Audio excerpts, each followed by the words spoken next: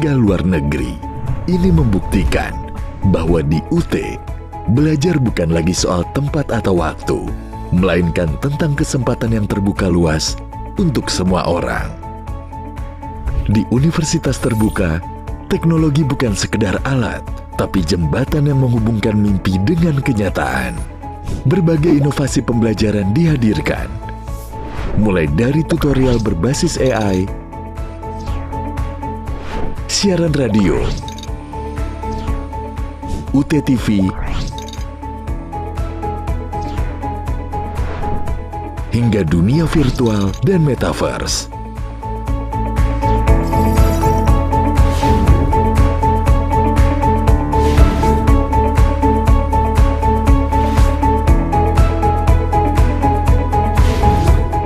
Bahkan terdapat sistem ujian yang fleksibel dan inklusif.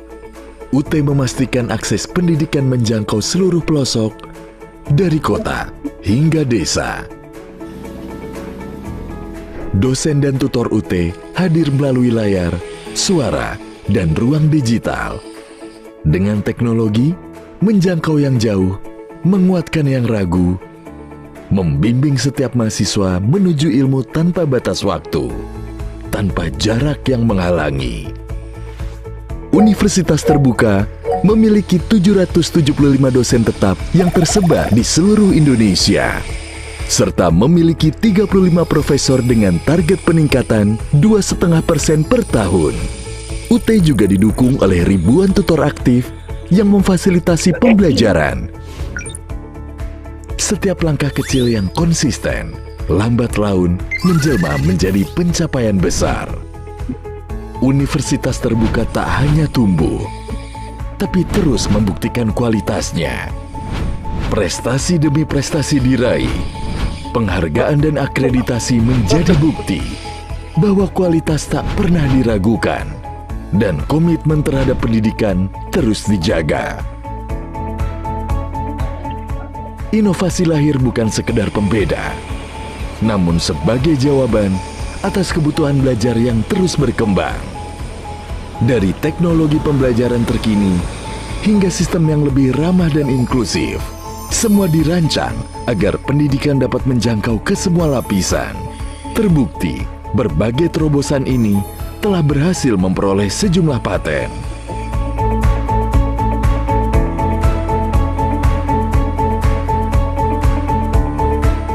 Pendidikan adalah kehidupan yang terus hidup.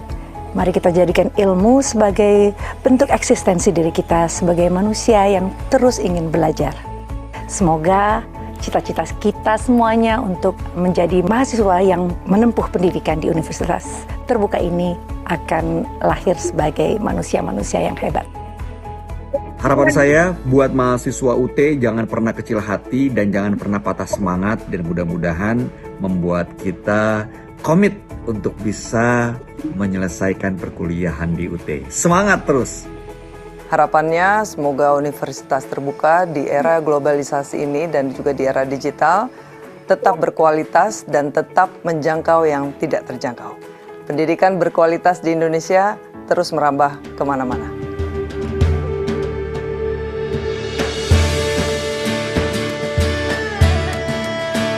Di balik langkah kecil seorang anak, tersimpan mimpi yang begitu besar. Bukan tentang kemewahan, bukan tentang harta, tapi tentang ilmu, cahaya yang mampu mengubah masa depan.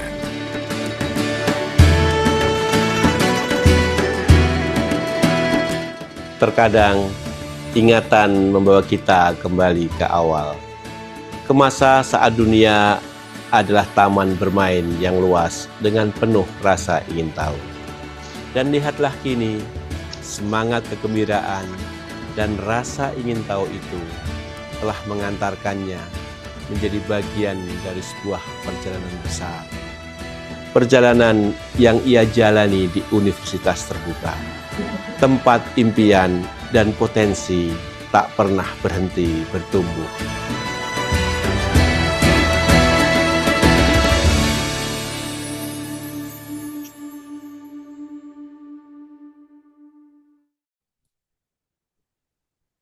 Assalamualaikum warahmatullahi wabarakatuh. Selamat siang dan salam sejahtera untuk kita semua. Yang kami hormati, Kaprodi Ilmu Administrasi Bisnis Bapak Dr. Agus Prianto MSI, narasumber yang juga sekaligus dosen di Prodi Ilmu Administrasi Bisnis, Ibu Sarah Anistia MAB, serta teman-teman mahasiswa pada Prodi Ilmu Administrasi Bisnis dimanapun Anda berada pada siang hari ini. Puji syukur marilah kita panjatkan kehadirat Tuhan Yang Maha Esa, karena atas rahmat dan karunia-Nya pada hari ini kita dapat hadir dan mengikuti kegiatan Sapa Prodi Ilmu Administrasi Bisnis dengan tema mata kuliah berpraktik dalam keadaan yang sehat dan tanpa halangan apapun. Baiklah, rekan-rekan mahasiswa yang kami hormati, perkenankan saya selaku pembawa acara untuk memandu jalannya kegiatan pada siang hari ini. Adapun susunan acara kita yaitu pembukaan, kemudian dilanjutkan sambutan, lalu ada pemaparan materi oleh narasumber, tanya jawab, dan penutup. Untuk acara yang pertama yaitu pembukaan, agar acara ini dapat berjalan dengan lancar, marilah kita awali dengan bersama-sama berdoa menurut agama dan kepercayaan masing-masing. Berdoa dimulai.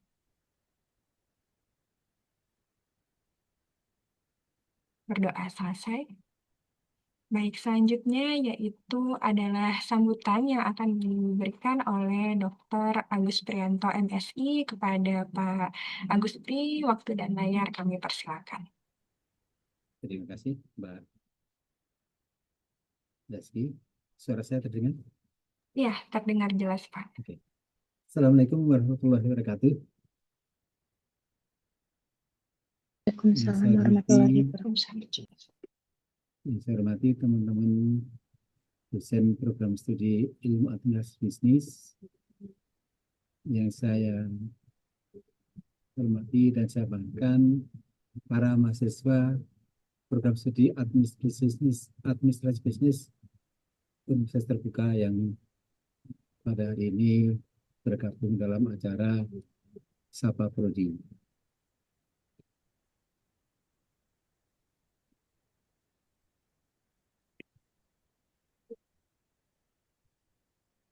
Yang pertama, Assalamualaikum. Waalaikumsalam. Yang pertama, marilah kita panjatkan syukur kepada Allah SWT, Tuhan Yang Maha Esa, karena pada siang ini kita diberikan nikmat panjang umur dan nikmat sehat, sehingga dapat berkumpul dalam acara Sapa Prodi, pertemuan meskipun dalam secara virtual, namun tidak mengurangi kehangatan kita dalam berjumpa antara mahasiswa dengan dosen. Yang kedua, kami sampaikan terima kasih kepada teman-teman semuanya yang telah meluangkan waktunya untuk bergabung dalam acara Sapa Prodi, terutama kepada para mahasiswa baru. Saya ucapkan selamat bergabung di program studi Ilmu Administrasi Bisnis Universitas Terbuka. Jadi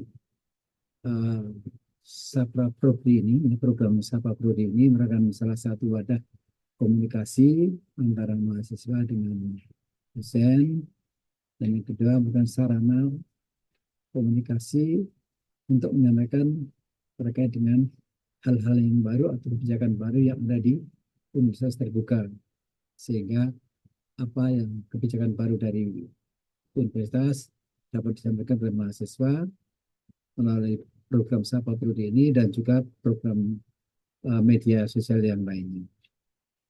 Diharapkan dengan adanya Sapa Prodi ini, semua informasi-informasi yang terkait dengan terkait dengan proses pembelajaran, terkait dengan ujian atau kegiatan kemahasiswaan bisa disampaikan di acara ini. Acara ini merupakan acara rutin yang diselenggarakan tiap semesternya, dan pada hari ini mengangkat topik pada mata kuliah berpraktik. Ya, jadi ini merupakan salah satu kebijakan baru di UT. Jika sebelumnya kita membahas tentang kurikulum baru, dan adanya kurikulum baru ini berefek pada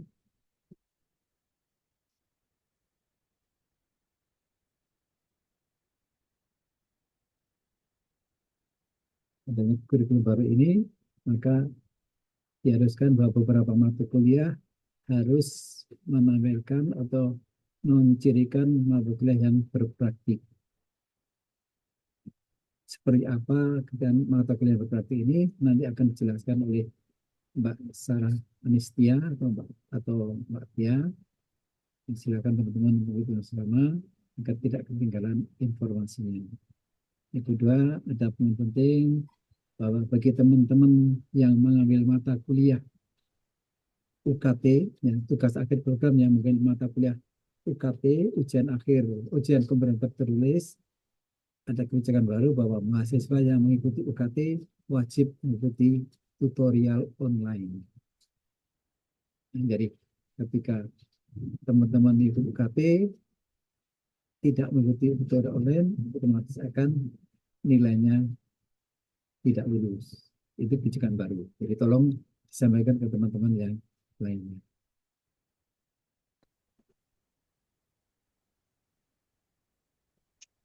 Saya kira dari saya cukup sekian. Semoga acara ini dapat dimanfaatkan dengan maksimal oleh teman-teman semua untuk tanya jawab, dan nanti akan dipandu oleh Mbak Resi dan Mbak Tia. Saya kira dari cukup sekian. Billahi taufiq wal hidayah. Assalamualaikum warahmatullahi wabarakatuh. Waalaikumsalam warahmatullahi wabarakatuh. Terima kasih banyak Pak Agus untuk sambutannya pada siang hari ini. Selanjutnya kita memasuki acara inti, yaitu pemaparan materi tentang mata kuliah berpraktik yang akan disampaikan oleh narasumber kita, Ibu Sarah Anistia MAB. Kepada Ibu Sarah Anistia MAB, waktu dan layar kami persilakan. Baik, terima kasih Mbak Reski atas pembukaannya dan juga Pak Agus Prianto atas sambutan pembukaannya. Suara saya apakah terdengar? Terdengar jelas, Mbak. Saya share screen ya. Apakah layarnya sudah terlihat? Sudah Sudah, terlihat. Bu, sudah. Siap. Assalamualaikum warahmatullahi wabarakatuh, teman-teman mahasiswa. Selamat siang ataupun sore mungkin ya. Kita akan mulai untuk mata kuliah berpraktik dan juga ada sedikit juga mata kuliah praktik karena memang itu adalah salah satu kesatuan gitu ya. Nah, saya langsung masuk aja. Ini adalah visi misi dari program studi administrasi bisnis. Dan ini adalah profil lulusannya, ada 4, yaitu perencana bisnis, peneliti bisnis, konsultan bisnis, dan juga wirausaha. Nah, kita langsung masuk ke intinya, yaitu jadwal tutorial online. Jadi, teman-teman mahasiswa silakan juga buka di website Universitas Terbuka, ada di kalender akademik, itu juga ada jadwal tutorial online. Jadi, untuk sesi 1, kita sudah mulai di 13 April, dan akan selesai di kurang lebih sekitar awal Juni, itu di sesi 8. Nah, kita masuk ke struktur mata kuliah Prodi Adbi. Mungkin ini yang juga menjadi pertanyaan gitu ya. Jadi kita ada dibagi menjadi 3 sekarang. Ada MK umum, MK biasa, MK berpraktik, dan juga MK praktik. Untuk MK biasa itu adalah tutorial seperti biasa, tutorial online, tidak ada syarat praktik dengan komposisi penilaian UAS 70% dan juga tutorial 30%. Mungkin untuk teman-teman mahasiswa yang belum tahu bahwa nilai tutorial 30% itu akan diperhitungkan ketika nilai UAS dari teman-teman itu di atas 30%. Ini saya kasih contoh, jadi misalkan UAS teman-teman nilainya adalah 35, itu berarti nilai tutorial teman-teman akan diperhitungkan sebanyak 30%, dan nilai UAS dari 35 tadi akan diperhitungkan 70%.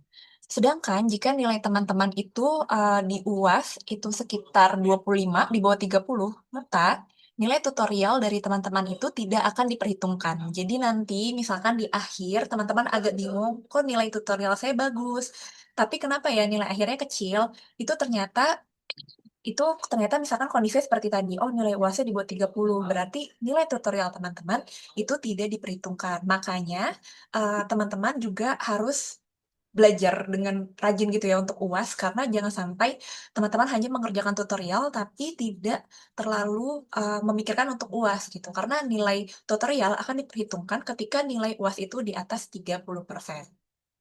Nah, ini lanjut untuk KMK berpraktik. totalnya ada 8 MK berpraktik dan mensyaratkan adanya praktik. Nah, untuk MK berpraktik ini, nanti di next-nya kita akan ada detailnya apa saja sih yang termasuk MK berpraktik dan juga MK praktik gitu ya. Nah, komposisi penilaiannya adalah UAS 40% dan praktik tutorial online 60%. Sehingga teman-teman eh, tidak boleh, bukan tidak boleh ya, lebih ke arah diusahakan untuk tetap mengerjakan tutorial dan juga eh, belajar untuk UAS karena keduanya diperhitungkan gitu. Jadi jangan teman-teman jangan mengabaikan, oh ya udah deh tutorialnya nggak mau deh nih masukin tugas gitu ya. Nah itu karena nilai tugas teman-teman itu yang ada di tutorial itu berpengaruh gitu karena hitungannya yang ada di tutorial. Lalu dari berpraktik kita masuk lagi ke MK praktik. Dia ada 2 mata kuliah, yaitu mata kuliah artikel ilmiah dan juga mata kuliah metode penelitian. Nah, di 2 mata kuliah tersebut, komposisi penilaiannya adalah 100% dari laporan praktik yang diunggah di e-learning.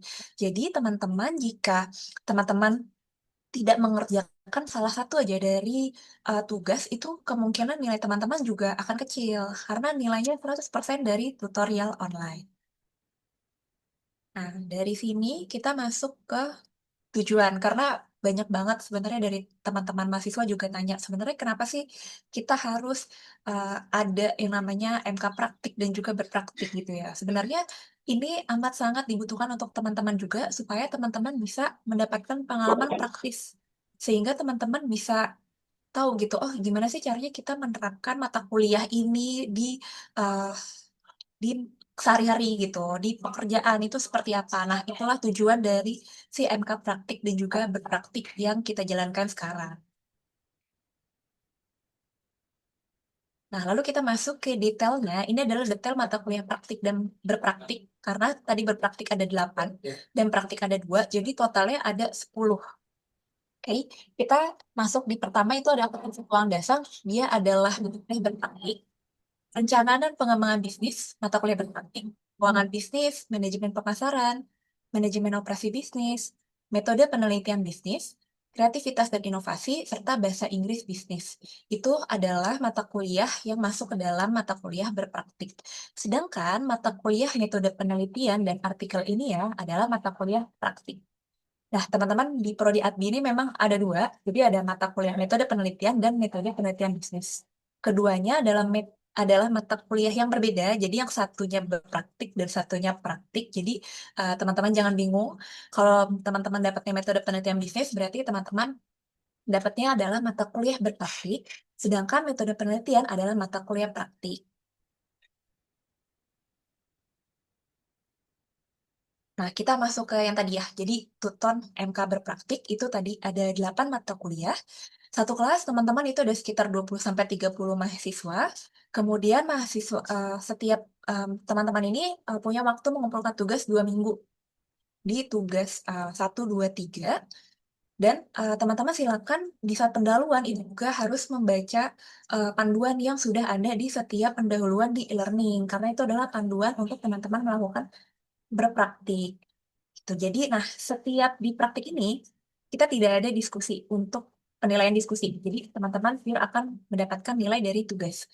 Nah, jadi namun di MK berpraktik ini teman-teman harus mengikuti yang namanya tutorial webinar selama 2 jam pada sesi keempat, sesi keenam dan sesi ke-8. Jadi kan kita ada tugas 1 di sesi 3, itu tugas 1. Nah, itu setelahnya di sesi 4 itu ada web. Ya, terus kemudian kita ada lagi nih tugas di sesi 5. Itu setelahnya ada lagi tuh web di sesi 6. Dan habis itu ada lagi tugas di sesi 7. Berarti ada di sesi 8. Kenapa? Untuk teman-teman mendapatkan feedback tugas 1, 2, dan 3. Sehingga teman-teman ketika di waktunya sudah sesi 3 gitu ya, teman-teman silakan untuk dikerjakan terlebih dahulu tugasnya. Supaya nanti di web teman-teman udah tahu nih kira-kira, oh mau nanya apa ya di webnya? Oh kira-kira bingungnya apa ya di tugas? Seperti itu. Nah, ini adalah skemanya tadi untuk MK berpraktik ya. Jadi di sesi 1 itu ada diskusi yang memang tidak termasuk penilaian, tapi teman-teman silakan tanyakan tentang MK berpraktik yang teman-teman ambil mata kuliahnya. Contohnya, misalkan teman-teman ambilnya MK-nya MK pemasaran, manajemen pemasaran. Oh, silakan diskusikan tentang MK-nya, boleh ditanya misalkan ini berpraktiknya seperti apa, kemudian nanti webnya bagaimana, kemudian bisa juga ditanya apakah butuh data dari mana, seperti itu. Nah, itu silakan teman-teman tanyakan di bagian diskusi, ya. Nah, dari sini kita ambil ya, ada komposisi nilainya gitu. Teman-teman tidak dihitung untuk nilai diskusinya, tapi teman-teman ada komposisi penilaian. Jadi penilaian untuk tugas 1 itu 30%, tugas 2 35%, dan tugas 3 35%. Nah, jadi kalau teman-teman misalnya, oh ternyata nggak upload tugas 1 gitu ya, itu kenapa banyak juga di semester lalu yang nilainya lumayan rendah. Kalau ternyata teman-teman tidak mengupload salah satu tugas saja, karena persenannya itu lumayan tinggi, dan karena nilainya juga diambil dari nilai pure dari tugas, itu. Jadi, jangan lupa untuk teman-teman yang mengambil mata kuliah berpraktik, jangan sampai kelewatan untuk mengerjakan tugas, karena disediakan juga untuk diskusi saat web. Seperti itu. Nah, next-nya kita masuk ke MK artikel ini ya, dan juga MK metode penelitian. Itu sebenarnya masuknya ke dalam mata kuliah praktik gitu ya. Jadi kalau di MK artikel ini ya, dan juga metode penelitian ini webnya ada 4 kali. Yaitu di aktivitas belajar kedua, ke-6, ke-9, dan juga ke-12. Nah, kalau di MK artikel ilmiah dan juga metode penelitian, teman-teman ini nilainya pure dari si e-learning gitu, dari si tutorial online gitu. Jadi, teman-teman terutama di metode penelitian gitu ya, jangan sampai teman-teman tidak melakukan upload tugas, karena nilainya sekali lagi itu dari langsung tutorial online, tidak ada ujiannya. Jadi, jangan sampai teman-teman terlewat untuk tugasnya. Nah, untuk webnya di mata kuliah artikelnya dan juga metode penelitian ini ada 4 kali, yang tadi di kegiatan belajar 2, 6, 9, dan 12 itu juga silakan teman-teman bertanya mengenai tugasnya seperti apa gitu, karena tadi penilaiannya itu adalah full dari tutorial online. Jadi jangan sampai teman-teman mendapatkan nilai yang rendah gitu, karena kalau nilainya rendah maka nanti nilai akhirnya juga akan rendah seperti itu. Oke. Sebenarnya untuk materinya ini mungkin kita setelah ini akan lebih banyak tanya jawab. Jadi silakan teman-teman melakukan silakan teman-teman yang ingin bertanya langsung tanya di kolom chat ya gitu ya. Jadi saya kembalikan lagi ke MC. Baik, terima kasih Ibu Tia atas materinya yang luar biasa ya. Mungkin teman-teman masih banyak yang bingung apa bedanya praktik, apa bedanya berpraktik, seperti itu kan. Ini ada pertanyaan dari kolom chat nih Bu, dari Albert. Oke, apakah bahasa Inggris bisnis itu berbeda dengan mata kuliah bahasa Inggris yang sudah ditempuh di semester 1? Boleh Bu, Bahasa bisa jawab. Inggris bisnis dan bahasa Inggris. Oh, itu berbeda mata kuliahnya. Kalau kita kan lebih ke arah bisnis ya. Jadi mungkin dari sini lebih ke arah contoh ya misalkan surat menyurat tentang bisnis seperti itu. Jadi itu berbeda sih mata kuliahnya. Izin Bu, saya boleh bertanya Bu? Eh, Saya Albert tadi yang memberikan pertanyaan. Oh ya, boleh bagaimana silakan. Pak? Izin Ibu teman-teman semuanya. Jadi aku di semester 1 sudah mendapatkan bahasa Inggris bisnis waktu itu. Jadinya tadi makanya pertanyaanku Oke. apakah yang di semester 5 ini berbeda karena yang di semester 1 itu tidak praktik. Tidak berpraktik, jadinya biasa seperti itu. Itu apakah berbeda atau bagaimana? Kalau di semester 1 itu mata kuliahnya memang bahasa Inggris bisnis, berarti sama. Oh, berarti Sama, sama ya? itu setara, ya. Oke. Baik Ibu, terima kasih Ibu jawabannya. Sama-sama. Nah, gitu. Ada pertanyaan kedua dari Nadela. Untuk berpraktik itu diwajibkan magang atau tidak ya, Bu? Silakan Ibu. Bisa langsung jawab. Berpraktik itu sebenarnya kan tergantung tugasnya ya. Tapi kalau yang kita lihat nih dari prodi administrasi bisnis itu sih nggak ada yang magang harus gimana ya. Nanti dari teman-teman mahasiswa silakan didiskusikan dengan tutornya gitu. Bu, ini nanti apakah memang tugasnya ada magang? Tapi sepengetahuan kami itu memang tidak ada sih. Nggak ada yang harus magang sekian bulan gitu. Itu kalau magang itu mata kuliahnya yang berbeda ya gitu. Berbeda lagi ya Bu ya dengan mata kuliah berpraktik yang kita ambil 1 semester ini. Oke, baik. Selanjutnya ada dari Cynthia Latifa. Ini mahasiswa masih semester 1. Dia bertanya, untuk berpraktik itu berarti mulai semester 3 ya, Bu? Untuk berpraktik itu coba kita cek juga katalog ya. Kalau di katalog ya itu mulainya dari semester 3. Betul. Hmm. Baik, Bu. Selanjutnya dari Jessica, izin bertanya, Bu, untuk mata kuliah berpraktik, apakah melalui Zoom atau ada tatap muka secara langsung? Untuk berpraktik semuanya web dan itu semuanya melalui online, melalui e-learning. Silakan dari teman-teman mahasiswa kontak juga ke tutornya gitu. Pak, ini kira-kira kita kapan ya akan melaksanakan sesi web gitu. Tapi kan web itu untuk berpraktik ya itu mulainya di sesi keempat. Jadi ini kan masih sesi 2 ya. Tapi silakan didiskusikan di kolom diskusi juga untuk webnya seperti apa gitu. Tapi itu semuanya bentuknya online. Baik, terima kasih, Bu. Selanjutnya ada Mary Yunaini dari UT Luar Negeri, Hong Kong. Izin bertanya, Bu, kalau tidak bayar TUEP di awal registrasi MK, apakah masih bisa mengikuti TUEP nanti di sesi 4, 6, dan 8? Terima kasih. Mata kuliahnya berpraktik atau Berpraktik. gimana? Berpraktik ini, Bu. Oh, mata kuliahnya berpraktik. eh Kalau masalah pembayaran itu sebenarnya bukannya sepaket ya kalau mata kuliahnya. Tapi nanti saya coba konfirmasi dulu ya.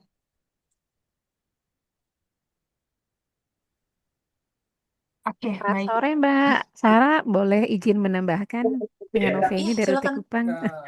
Ya, Ibu, Menjawab silakan Ibu. ya terima kasih menjawab pertanyaan mahasiswa apakah ada pembayaran untuk TUEP karena TUEP itu kan merupakan bagian dari salah satu bantuan belajar yang diberikan oleh UT untuk mata kuliah praktek. Jadi tidak ada pembayaran lagi, yang dibutuhkan oleh mahasiswa yaitu pembelian paket data saja. Terima kasih. Sama Ibu berarti web tidak ada pembayaran ya, Bu, Iya, walaupun tidak ada, mereka. kecuali mahasiswa mengajukan untuk permintaan tutorial atas permintaan sendiri untuk mata kuliah tertentu. Itu berbayar. Tapi kalau ini kan tidak, mata kuliah praktek merupakan layanan yang diberikan oleh UT, jadi tidak ada pembayaran tambahan lagi. Terima kasih. Terima kasih Ibu untuk tambahannya. Terima kasih Bu Novani. Dan Bu Tia, selanjutnya ada lagi pertanyaan dari Nuryani, semester 3. Mohon maaf, tadi saya terlambat. Apakah bisa dijelaskan ulang secara singkat apa itu praton, perbedaan praktik dan berpraktik, khususnya untuk mata kuliah akuntansi keuangan dasar semester 3? Oke, sebenarnya, nah ini, nah ini ya sebenarnya ini perbedaan yang sangat signifikan gitu ya dari praktik berpraktik dan juga MK umum. Jadi walaupun mata kuliahnya akuntansi keuangan dasar gitu itu kan masuknya pada praktik. Jadi teman-teman itu nanti akan penilaiannya itu adalah UAS 40%, di praktik tutorial online-nya itu 60%, dan teman-teman tidak ada penilaian untuk diskusi. Jadi silakan teman-teman melakukan diskusi tapi tidak termasuk dalam penilaian. Dan teman-teman nanti akan ada TWEP. Jadi setiap tugas itu di sesi 3, tugas 1, nanti di sesi 4-nya ada TWEP 1. Dan ada tugas lagi di sesi 2, itu di sesi 5, sorry, tugas 2, itu nanti akan ada TWEP lagi di sesi 6. Dan ada tugas lagi tuh di sesi 7 untuk tugas 3, maka ada lagi TWEP di sesi 8, seperti itu. Jadi itu perbedaannya cukup signifikan dengan berpraktik dan juga dengan mata kuliah yang umum biasa. Dan juga ada perhitungan tadi, UAS 40% dan praktiknya 60%, serta bobot dari nilai tugas. Tugas 1 itu 30%, tugas 2 itu 35%, dan tugas 3 itu hitungannya 35%. Jadi teman-teman mahasiswa, eh, kalau misalkan tidak mengumpulkan itu sayang banget nilainya gitu.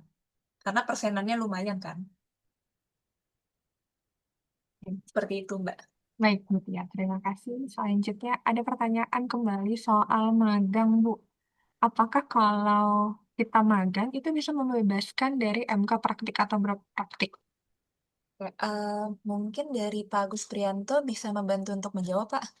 Baik, terima kasih, Mbak.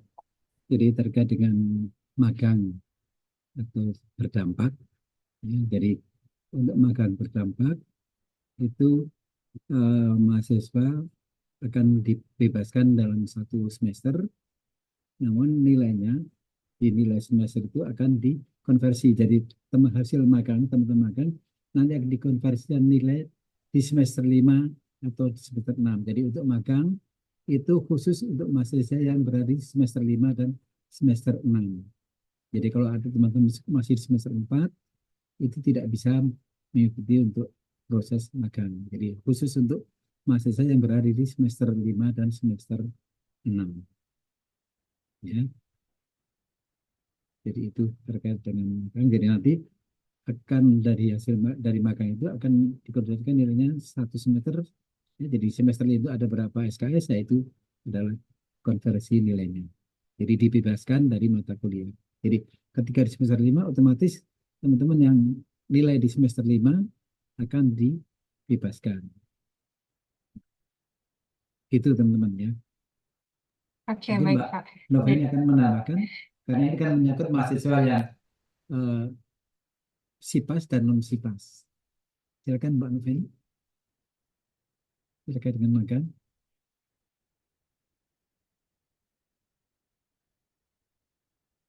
Ya ada.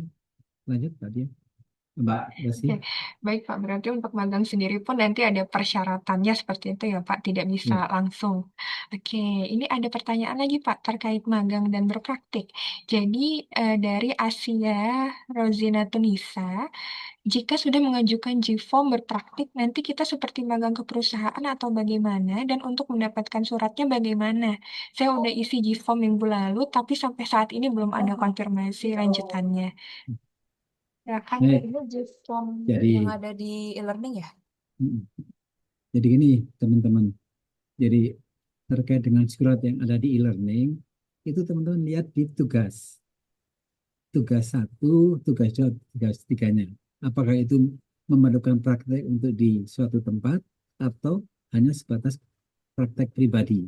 Ya, jadi kalau teman-teman di tugas itu mensyaratkan untuk melakukan praktek di suatu tempat atau di suatu instansi, nah, teman-teman silakan menggunakan surat yang ada di e-learning. Tapi kalau tugasnya tidak ada praktek harus mengharuskan ke suatu tempat, tapi untuk tugas mandiri, maka teman-teman tidak perlu mengisi surat itu. Ini Mbak. Mungkin ya, saya tambahkan ya Pak ya, Ya. karena kan mungkin dari teman-teman belum bisa akses juga tugasnya. Bisa ditanyakan juga ke tutornya atau dibaca dulu panduannya, karena di panduan biasanya ada dikasih tahu tuh kayak, oh nanti tugasnya berbentuknya apa gitu, apakah memang dibutuhkan untuk pihak eksternal atau tidak. Jadi itu tergantung mata kuliahnya. Oke, baik. Terima kasih Pak Agus Pri dan Bu Tia. Selanjutnya ada dari Dede Yayan dari UT Bandung. Ada 3 pertanyaannya. Yang pertama, kalau kita mendapati tutor sampai sesi 3 belum ada muncul, bagaimana sikap kita sebagai mahasiswa harus seperti apa? Karena di sesi 4, 6, 8 sudah ada tuh web. Kemudian yang kedua, untuk diskusi mata kuliah berpraktik, berarti tidak mempengaruhi nilai akhir kah? Lalu yang ketiga, untuk berpraktik apakah reportnya tidak jauh berbeda dengan mata kuliah metode penelitian atau nanti ada kerangka penulisannya? Terima kasih sebelumnya. Oke, saya bantu jawab ya. Kalau misalkan tutornya sudah di reach out tapi belum ada balasan sama sekali, nanti bisa diinfokan saja mungkin lewat email ataupun bisa ke Pak Agus Prianto gitu ya, ke Pak Prodi gitu diinfokan tutornya yang tidak aktif yang mana. Nanti kita akan coba untuk reach out juga tutornya. Tapi kalau memang ternyata tutornya sama sekali tidak setelah kita tanyakan juga tidak menjawab apa-apa, nanti kemungkinan besar kita akan ganti tutornya dengan tutor yang baru. Seperti itu. Jadi untuk mata kuliah berpraktik, jangan takut teman-teman, kita akan usahakan untuk tutornya juga aktif. Seperti itu. Nah, untuk diskusi mata kuliah berpraktik e-learning berarti tidak mempengaruhi ke nilai akhir. Untuk secara perhitungan nilai memang isinya tugas, tapi Alangkah baiknya teman-teman juga mengisi diskusi gitu ya, supaya ada interaksi dengan tutor. Jadi kalau teman-teman bingung MK berpraktiknya seperti tadi untuk surat ataupun tugasnya seperti apa, teman-teman bisa tuh di kolom diskusi. Jadi kan tidak hanya secara personal gitu ya, tapi teman-teman yang lain juga bisa melihat, oh ternyata mata kuliah berpraktik itu seperti ini, seperti itu. Jadi tetap digunakan untuk teman-teman berdiskusi mata kuliah tersebut. Nah, yang terakhir, untuk berpraktik, apakah reportnya tidak jauh berbeda dengan matkul Metopen? Untuk mata kuliah berpraktik dan metode penelitian kan mata kuliah jenisnya yang berbeda ya. Kalau mata kuliah metode penelitian aja, itu memang praktik. Sedangkan untuk berpraktik itu, kita berpraktik gitu ya. Nah, untuk reportnya itu berarti yang tugas tadi, tugas 1, 2, 3 itu adalah laporan dari tugas teman-teman yang akan dinilai sebagai nilai akhir gitu. Nah, untuk kerangka penulisannya dan sebagainya itu bisa nanti didiskusikan dengan tutornya. Gitu. Apakah dari Pak Gus Prianto ada mau ditambahkan, Pak? Baik, jadi teman-teman, kalau untuk mata kuliah berpraktik, ya, para mahasiswa tetap harus mengikuti UAS. Ada UAS-nya, ujian akhir semester. Tapi kalau untuk mata kuliah yang praktik, tidak ada UAS, nilainya diambil dari tugas 100%. Ya, jadi teman-teman harus mengerjakan tugas 1, 2, dan 3. Karena apa? Kalau teman-teman terlambat mengerjakan tugas, otomatis pembaginya akan berbeda.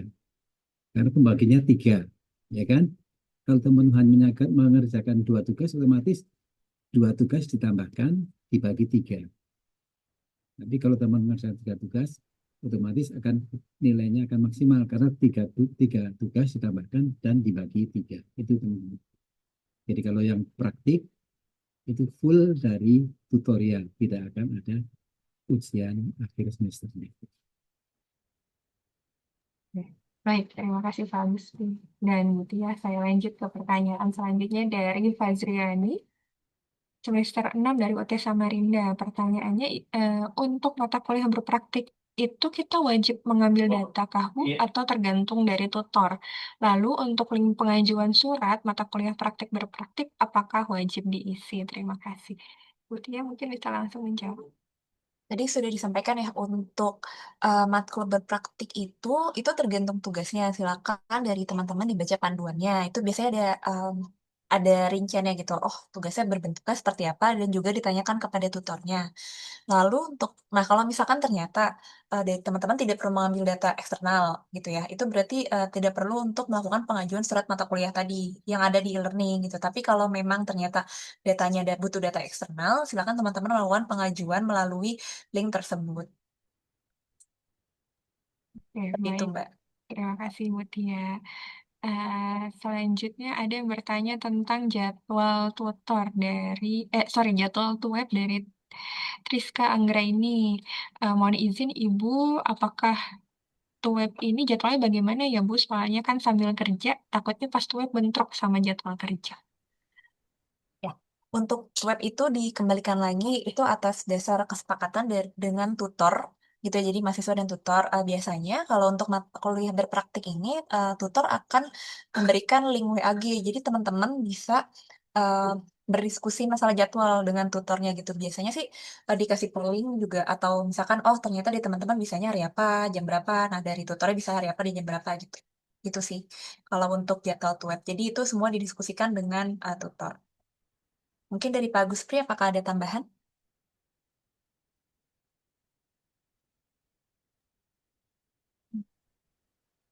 Jadi ini Pak. Maaf. Artikel ilmiah kan juga termasuk salah satu mata kuliah praktik itu. Jadi nilainya full dari tugas.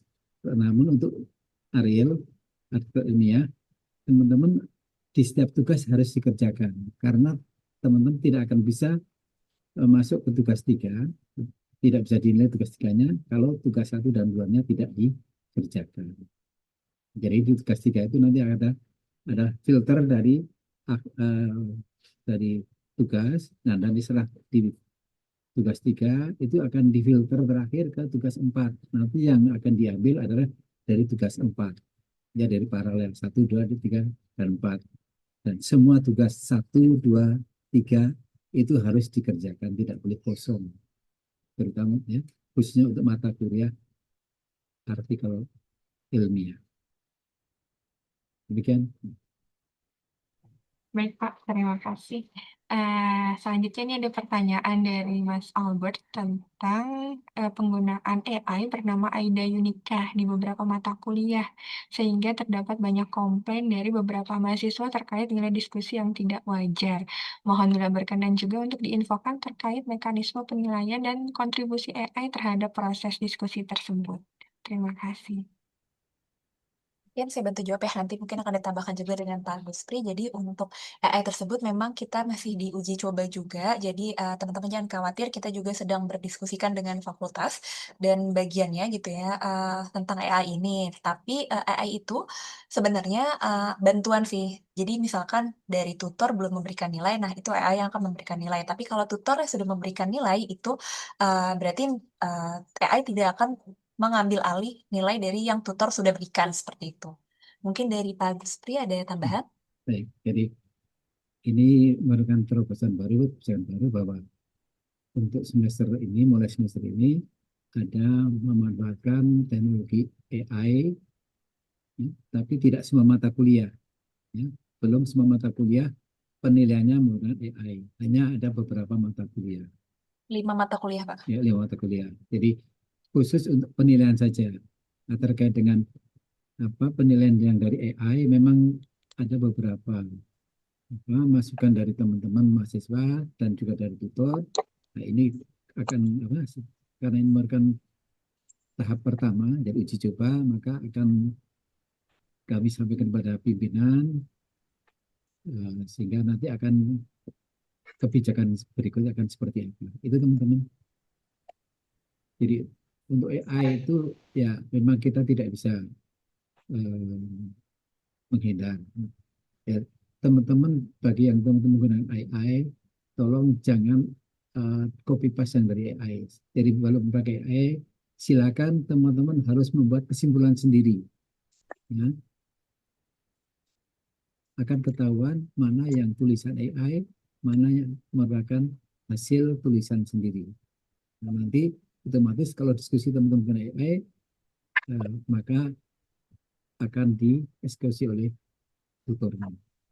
Itu teman-teman. Saya boleh izin follow up. Ya, Mas Albert. Silakan. Izin Ibu dan juga Bapak. Terkait dengan jawaban tadi, saya ingin tanya apakah kemudian ketika sudah dinilai oleh AI, jadi misalnya katakanlah ada mata kuliah A ini gitu ya, itu kemudian sudah dinilai oleh AI gitu, dan memang belum dinilai oleh dosen gitu. Apakah itu kemudian nanti tidak akan di follow up juga oleh dosennya tersebut, sehingga nanti akan direvisi apabila mungkin seharusnya nilainya bagus gitu ya, atau mungkin setidaknya mungkin 80 atau 85 seperti itu, tapi oleh AI mungkin menjadi 50 seperti itu. Itu pertanyaan yang pertama. Kemudian pertanyaan yang kedua adalah terkait dengan deteksi AI tadi ya. Saya sudah punya beberapa keluhan juga dari teman-teman yang bahkan mereka itu tidak menggunakan AI sama sekali, tidak membuka internet sama sekali, benar-benar pure hanya mengetik di Microsoft Word gitu ya. Jadi tidak menggunakan bantu sama sekali. Itu ketika dikumpulkan ke diskusi, itu benar-benar terdeteksi oleh AI sama sekali dan benar-benar kayak nilainya jelek sekali seperti itu gitu. Itu nanti kira-kira bagaimana caranya supaya AI dan juga dosen itu adil ya untuk bisa membedakan mana yang benar-benar mahasiswa benar-benar effort untuk mengerjakan dengan pikiran dia sendiri tidak menggunakan AI dan juga yang memang copy paste mentah-mentah seperti itu. Karena memang ada banyak yang memang copy paste mentah-mentah, tapi ada juga yang memang mereka itu menulis benar-benar dengan ketikan mereka sendiri tanpa AI, tanpa bahasa komputer sama sekali seperti itu. Terima kasih. Saya bantu jawab ya. Untuk yang nilai AI itu sebenarnya kalau di learning tuh nilainya tetap nilai tertinggi yang diambil. Contoh misalkan di AI mungkin punya masnya tadi nilainya kecil, yang nilai gitu 60, tapi ternyata setelah dibaca tutornya, oh nilainya sebenarnya ini bisa bagus nilainya nanti 80. Nah, nilai yang akan diambil adalah nilai 80. Jadi misalkan AI sudah menilai itu tidak akan ditelan mentah-mentah oleh tutor dan dosennya gitu ya. Itu pasti akan dicek lagi apakah memang jawabannya sesuai atau tidak oleh tutornya gitu. Jadi tutor tetap memberikan nilai dan dari kemarin juga tutor selalu komunikasi dengan kita untuk gimana Bu kalau kita nilainya begini-begini gitu. Dan itu uh, mereka juga membaca juga diskusi dari teman-teman dan mereka menilai ulang apakah memang layak nilainya segitu atau tidak. Seperti itu sih untuk yang penilaian AI. Lalu tadi yang mendeteksi AI itu ya, nah kalau bisa saya bantu jawab itu sebenarnya kalau nilai diskusi sebenarnya kan poinnya tidak hanya di pakai AI atau tidak gitu ya. Jawaban teman-teman itu kan mungkin dari tutor itu punya penilaian dari tutor dan kita sudah memberikan seperti oh penilaiannya harusnya seperti ini gitu. Tapi ada juga misalkan contohnya oh ternyata dari diskusi itu mungkin jawaban dari teman-teman itu masih kurang detail atau mungkin jawabannya masih kurang sesuai dengan pertanyaannya gitu. Jadi tidak hanya yang dilihat dari AI saja untuk penilaian yang diberikan oleh tutor gitu. Jadi misalkan nilainya kecil, oh kok nilai kecil ya walaupun jawab sendiri gitu. Oh mungkin tutor kan pasti kasih feedback ya. Oh mungkin ternyata yang di oke itu memang jawaban sendiri gitu, bukan jawaban AI. Tapi ternyata jawabannya masih kurang pas dengan pertanyaannya. Nah, kayak gitu. Jadi itulah kenapa tutor itu memberikan feedback dan nilai itu bukan hanya dilihat dari apakah menggunakan AI atau tidak, tapi apakah memang jawabannya juga sesuai atau tidak dengan soalnya. Tuh, mungkin ada tambahan dari Pak Agus Prianto. Cukup. Baik, terima kasih Pak Agus Prianto dan Ibu Tia untuk jawab tentang AIDA tadi ya. Jadi teman-teman tidak perlu khawatir karena pasti nanti akan di cross check kembali oleh tutor manusianya seperti itu untuk nilai yang sepadannya berapa. Oke, baik. Ini ada pertanyaan selanjutnya dari Bagas Pratama tentang maaf Ibu, di luar konteks judul webinar ini, saya ingin bertanya, saya ada rencana untuk melakukan magang pada semester 5 atau 6 nanti. Untuk pemagangannya jurusan ilmu administrasi bisnis ini rekomendasinya di bagian apa ya, Bu? Terima kasih. Barangkali Bu Tia, Oh, maksudnya magangnya di bagian untuk apa magang, gitu ya? ya, untuk bidang apa? Untuk bidang apa gitu ya? Untuk bidang. Sebenarnya kalau di administrasi bisnis banyak ya teman-teman gitu bisa kalau di bagian marketing bisa, kemudian bisa di bagian bisnis development-nya juga bisa, atau mungkin di bagian kalau mau di bagian operasionalnya juga sebenarnya bisa gitu. Jadi dari administrasi bisnis itu mungkin ini tipsnya teman-teman pilih aja kira-kira mata kuliah mana nih yang teman-teman senangi gitu ya. Misalkan contohnya teman-teman sukanya manajemen pemasaran. Ya udah berarti ambil magangnya mungkin di bagian marketing kayak gitu. Jadi itu bisa jadi acuan teman-teman. Oh, di mata kuliah ini nih aku suka nih di mata kuliah ini gitu. Atau misalkan ternyata sukanya di riset operasi gitu. Mungkin teman-teman juga bisa masuk ke bagian operasional seperti itu sih. Ya, baik. Terima kasih, Bu Tia. Selanjutnya ada pertanyaan dari namanya Tia juga, dari UT Bogor. Izin bertanya untuk mata kuliah praktik. Tadi ada dua, yaitu artikel ilmiah dan metode penelitian bisnis. Nah, artikel ilmiah yang dimaksud di sini apakah TAPS ya? Terima kasih. Ya, betul. Itu bagian dari TAPS. Yes. Baik, TAPS kan ada dua ya, ada artikel ilmiah dan UKT. Pak Agustri mau menambahkan? Baik, jadi bahwa untuk TAPS, tugas akhir program sarjana atau TAPS itu ada dua macam. Sebetulnya ada beberapa macam, ada tiga. Cuma kalau untuk program di Prodi Abdi ada dua, yaitu artikel ilmiah dan ujian komprehensif tertulis atau UKT. Jadi itu kalau untuk UKT itu melalui tuton biasa, ini tuton. Sedangkan kalau yang artikel ilmiah itu atau praktik, jadi full nilainya dari hasil diskusinya. Itu. Oke, baik Kak. Terima kasih. Selanjutnya ada pertanyaan dari Berlian Aprilia Firdayana. Pertanyaannya, apakah untuk SIPAS dan non-SIPAS itu sama ya Bu saat webnya atau SIPAS harus registrasi sendiri untuk web berpraktik dan praktiknya? Kalau kalau itu sebenarnya sama ya. Jadi misalkan dari teman-teman mau SIPAS ataupun non SIPAS ngambilnya mata kuliah misalkan akuntansi keuangan dasar, ya berarti tetap TUEP gitu. Karena TUEP itu adalah bagian dari proses pembelajaran yang ada di tutorial online. Terima kasih Bu Tia. Pak Gusri mau menambahkan Pak? Ya, betul bahwa untuk web atau berpraktik itu tergantung pada mata kuliahnya. Baik itu teman-teman yang mengambil program SIPAS paket semester atau teman-teman yang non SIPAS. Ya, jadi tetap ketika di semester yang diambil ada mata kuliah berpraktik, otomatis nanti akan ada web. Ya, jadi sudah menyatu dengan mata kuliah di tutorial. Itu. Terima kasih. Baik, terima kasih Pak Agustri. Ini ada pertanyaan kembali terkait magang Pak.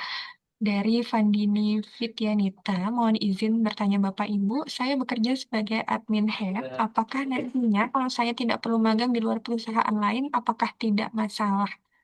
Mungkin Pak Agustri bisa menjawab. Jadi teman-teman untuk magang seperti tadi persyaratannya harus dipenuhi terlebih dahulu, ya. Ada persyaratan di semester 5 dan semester 6. Ada pun teman magang itu terserah dari teman-teman, ya. Terserah teman-teman. Yang penting teman-teman harus registrasi dan ada surat keterangan untuk melakukan magang. Bukan hanya mengambil mata kuliah atau registrasi, tapi teman harus terregistrasi dan memberitahu pada di UT daerah bahwa saya ingin magang. Dan nanti teman-teman akan diarahkan oleh dari UT daerah.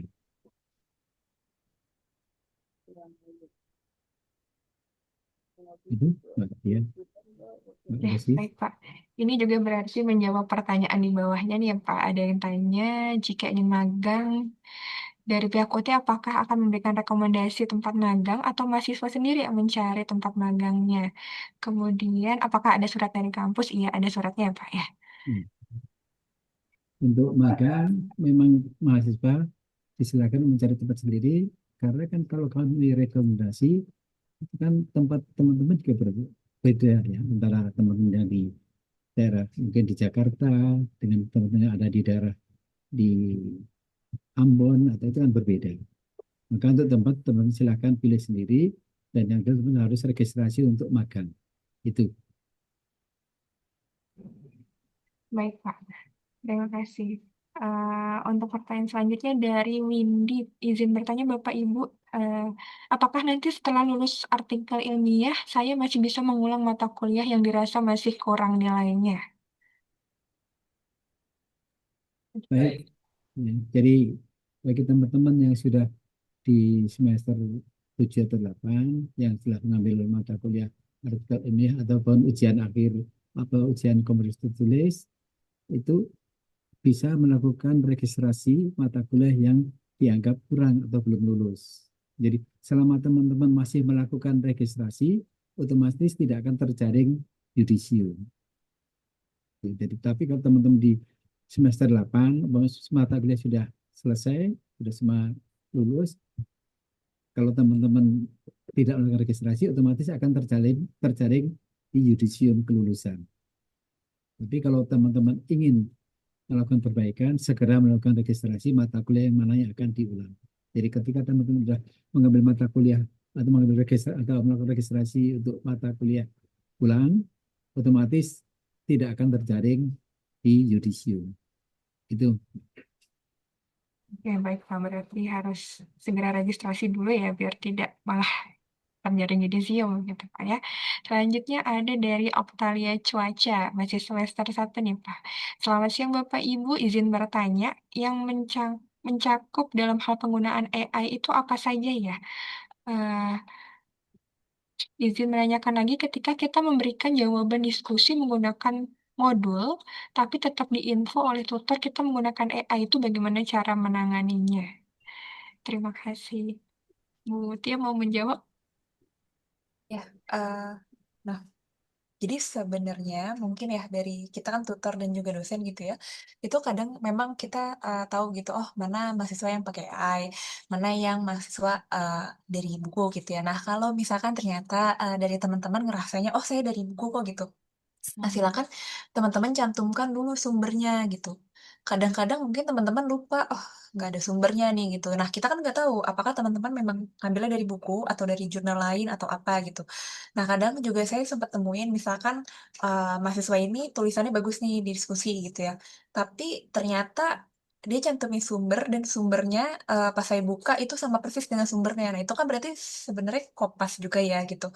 Jadi jangan lupa teman-teman setiap melakukan jawab diskusi, jangan lupa untuk mencantumkan sumbernya, sehingga tutor juga tahu, oh sumbernya ini diambil dari buku, oh ini diambil dari jurnal. Kalau misalkan jurnal yang ada linknya, silakan juga dicantumkan linknya. Jadi tutornya bisa ngecek, oh apakah memang benar diambil dari jurnal atau tidak, seperti itu sih. Mungkin dari Agus Pri ada tambahan? Eh, Teman-teman ketika di SMP kan ada diskusi terkait dengan kode etik, ya, kode etik untuk akademik. Jadi teman-teman ketika mengambil atau mensitasi dari sebuah jurnal atau buku, tolong teman-teman untuk dituliskan. Dan tugas teman-teman tidak aja mencantumkan, tapi harus mensintesis, membuat simpulan sendiri, membuat kalimat sendiri. Jadi apa yang ada di jurnal atau di buku, silakan teman pelajari, kemudian dikemukakan sendiri, ya, dikemukakan lagi dengan kalimat sendiri yang berbeda dari apa yang ada di buku. Intinya seperti itu. Ya, jadi mulai sekarang menghindari kutipan langsung. Ya. Jadi kalau teman-teman banyak menggunakan kutipan langsung, otomatis akan plagiasinya akan tinggi dan bisa juga akan terindikasi oleh AI. Tapi kalau teman-teman membuat sintesis, ya, jadi membuat simpulan sendiri dari apa yang dibaca, kemudian tulis kembali dengan kalimat Anda sendiri. Otomatis ini akan terhindar dari plagiasi. Dan tutor pun akan melihat ketika teman-teman jawabannya memang diambil dari buku atau dari jurnal dan dia tulis kembali dengan tulisan sendiri, otomatis akan bisa diterima. Nah, jadi menyangkut kode etik akademik.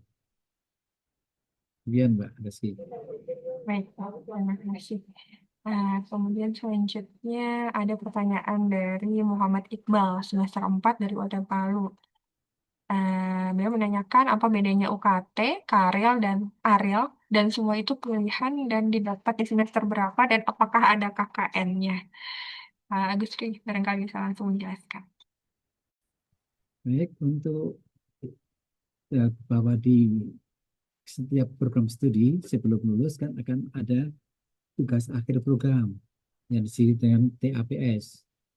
Ada dua macam di program studi administratif tesis, itu adalah UKT, ujian komprehensif tertulis, dan artikel ilmiah atau yang dulu disebut karya ilmiah. Ya.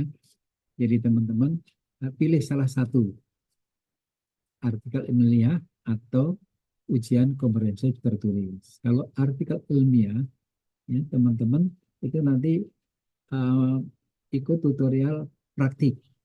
Dan nilainya ya, sepenuhnya dari tugas 4, 1, 2, 3, dan 4. Sementara kalau UKT, ujian komprehensif tertulis, itu merupakan tutorial biasa. Ya. Adapun syaratnya sebenarnya sama. Jadi ketika teman mengambil mata kuliah UKT atau artikel ilmiah, teman-teman harus lulus mata kuliah pendukung TAP, tugas programnya. Ya, ada 5, jadi manajemen pemasaran, manajemen produksi, manajemen sumber daya manusia, keuangan bisnis, dan corporate governance. Mengapa teman-teman harus lulus itu? Karena terutama kalau untuk UKT. UKT itu kan nanti bentuknya ujian, soalnya adalah kasus di suatu instansi. Jadi teman-teman kalau tidak menguasai keempat pendukung, otomatis tidak akan bisa menjawab. Demikian juga dengan di artikel ilmiah. Teman-teman kan di artikel ilmiah itu harus paham dulu teorinya, ya. Jadi kalau teman-teman teorinya tidak paham, otomatis tidak akan bisa membuat karya ilmiahnya. Karena apa? Data yang dibutuhkan apa? Nah, itu sudah ada di teori. Jadi pengambilan data di artikel ilmiah itu kan berdasarkan pada teorinya. Jadi kajiannya harus berbasis pada teori, ya. Itu Mbak. Silakan kalau mau menambahkan Mbak Dia. Nah, ada lagi Pak yang ditanya sama Mas Iqbal tadi, apakah di UT ini ada KKN-nya? Mungkin bisa dijawab langsung Pak. Kalau di UT itu tidak ada KKN, ya. Jadi tidak ada KKN. Cuma sebentar, kalau untuk mata Ada, kuliah mungkin pemberdayaan, saya tambahkan, singkat iya ya, Pak, ya. ada pemberdayaan masyarakat itu, tapi mata kuliahnya mata kuliah pilihan sebenarnya. Jadi tidak wajib bisa pilih mata kuliah yang lain. Kalau di katalog kita ada 2 mata kuliah pilihannya, yaitu pemberdayaan masyarakat dan pemasaran jasa. Jadi pemberdayaan masyarakat sepertinya memang mirip-mirip sih dengan PKN.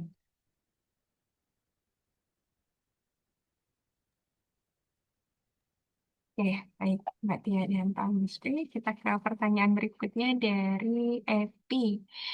Jika sumber referensi diambil dari YouTube, apakah diperbolehkan? Akan lebih baik dari ilmiah ya, contohnya buku, jurnal gitu, atau berita mungkin ya, akan lebih baik dari yang ilmiah gitu.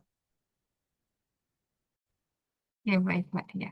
Selanjutnya ada dari Rotua Carla, semester 6, menanyakan apa bedanya metode penelitian dan metode penelitian bisnis, dan beda tugasnya itu apa? Ini Pak Jusri bisa menjawab ya.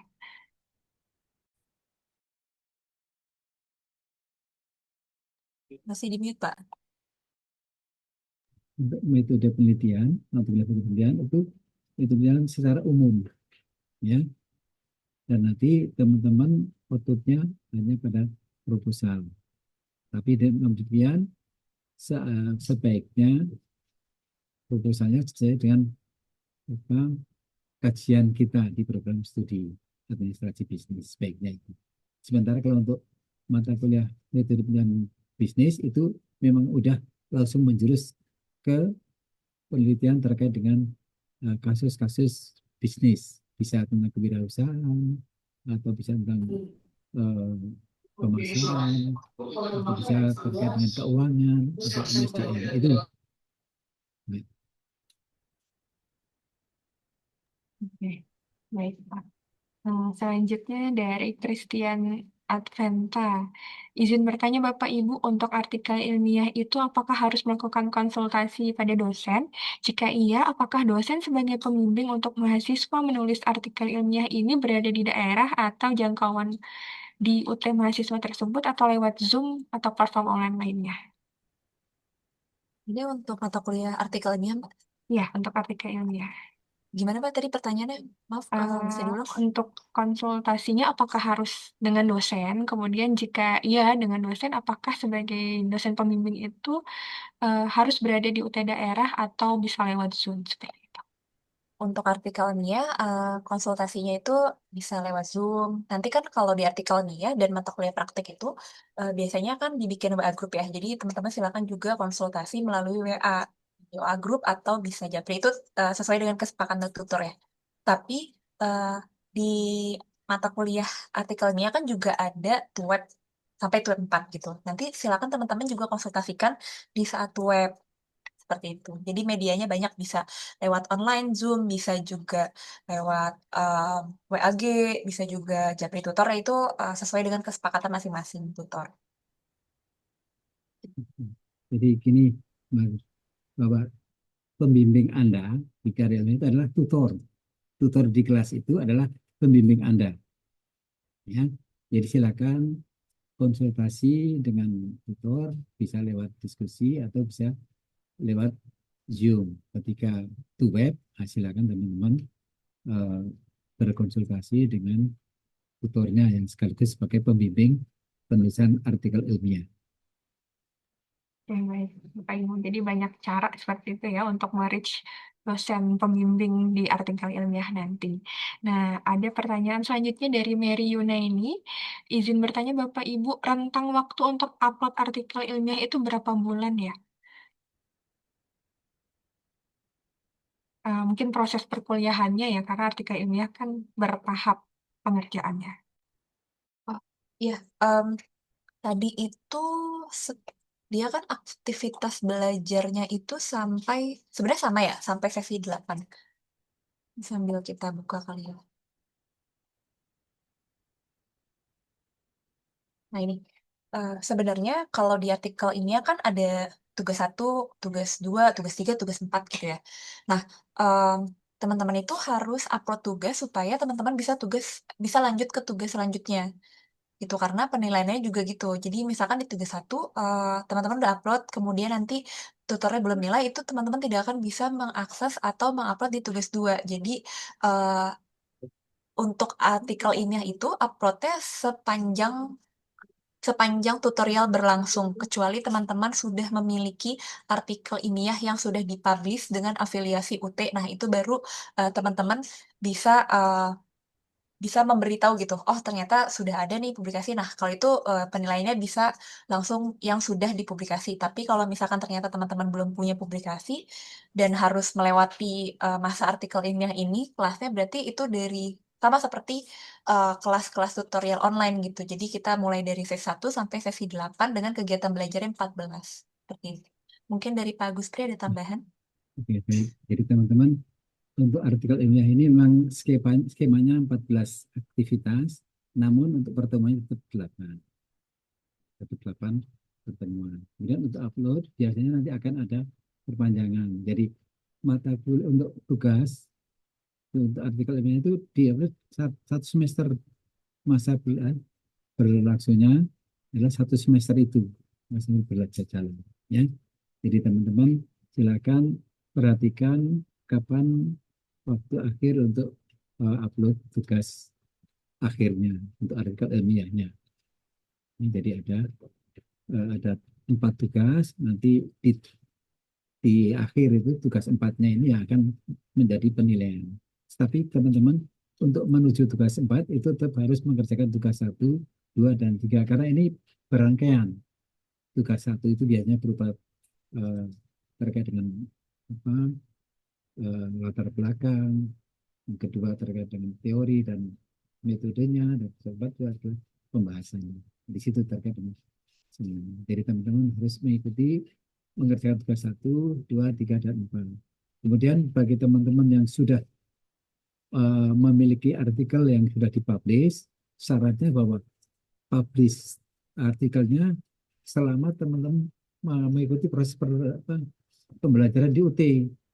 Teman-teman yang dari RPL, proses dari D3, dulu pernah membuat, atau dari S1, pernah mempublish artikel, tapi dipublishnya sebelum registrasi di universitas terbuka, itu tidak bisa dikonversikan. Yang bisa dikonversikan adalah ketika teman-teman proses belajar di UT, kemudian ada menerbitkan jurnal, nah itu yang akan diakui. Itu, Mbak. Baik, Pak. Selanjutnya ada dari Arliansah, semester 5 dari UT Samarinda. Izin bertanya Bapak Ibu, apakah metode penelitian studi administrasi bisnis harus dilakukan di perusahaan atau instansi bisnis, atau boleh di kantor desa atau BUMDes saja yang ada di kampung? Karena di kampungnya hanya bisa menggunakan transportasi air, begitu Pak.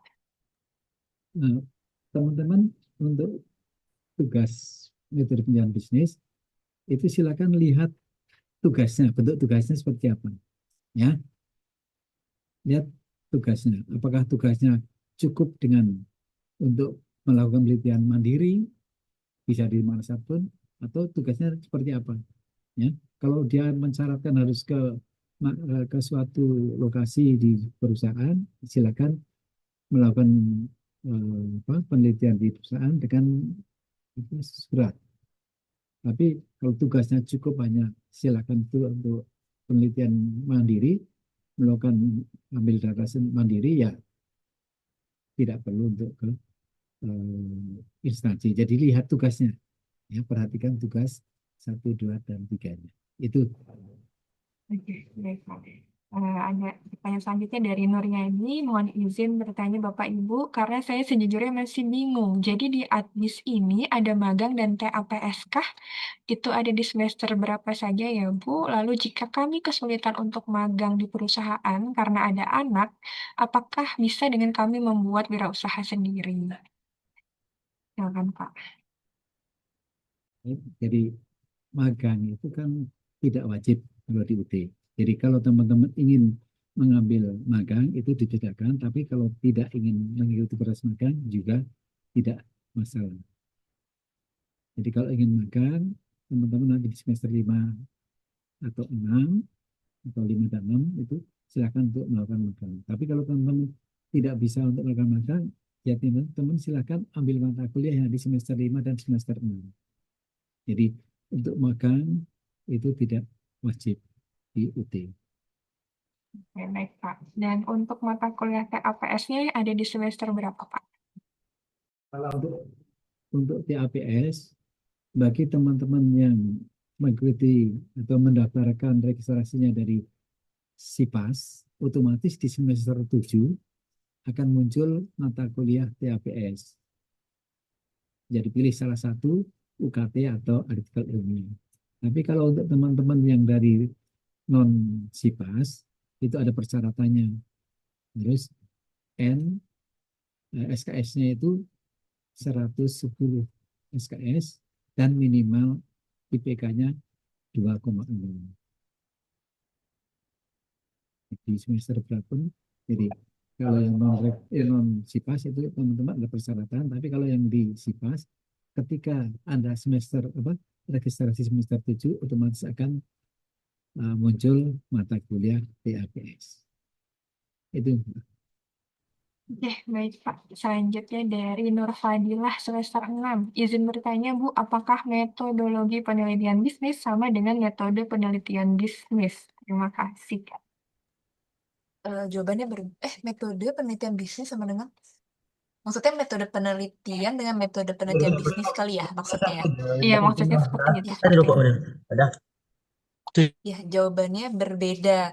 Berbeda mata kuliahnya dan juga jenis mata kuliahnya. Kalau mata kuliah metode penelitian bisnis itu kan mata kuliahnya berpraktik gitu. Nah, berpraktik seperti yang sudah dijelaskan tadi untuk komposisi penilaiannya pun beda. Sedangkan untuk metode penelitian itu juga beda. Itu adalah mata kuliah praktik yang tidak ada UASnya. Jadi nilainya full dari tutorial online. Jadi itu keduanya adalah mata kuliah yang berbeda. Sudah jelas ya Bu Tia. Terima kasih. Selanjutnya dari Milana Siva. Izin bertanya Bapak Ibu, bisa tolong dijelaskan prosedur dari TUWEB itu sendiri seperti apa? Mungkin Bu Tia bisa menjawab. Untuk TUEB itu nanti silakan teman-teman berkoordinasi dengan tutornya masing-masing karena untuk TUEB link yang menyediakan dari tutor dan juga jadwalnya sesuai dengan kesepakatan teman-teman mahasiswa dan juga tutor yang ada di kelas tersebut gitu. Jadi silakan teman-teman koordinasikan dengan tutor di MK masing-masing. Terima kasih Bu Tia. Selanjutnya dari Muhammad Ghazali, UT Malang, izin bertanya Bapak Ibu, ada mata kuliah saya yang belum turun nilainya. Saya tanya ke senior dan grup, ada yang jawab tidak masalah, katanya ada tutor yang menilai di akhir semester. Tapi menurut saya kurang efisien, karena kalau ternyata nilai kita jelek, kita sudah tidak bisa untuk memperbaiki lagi. Mohon pencerahannya.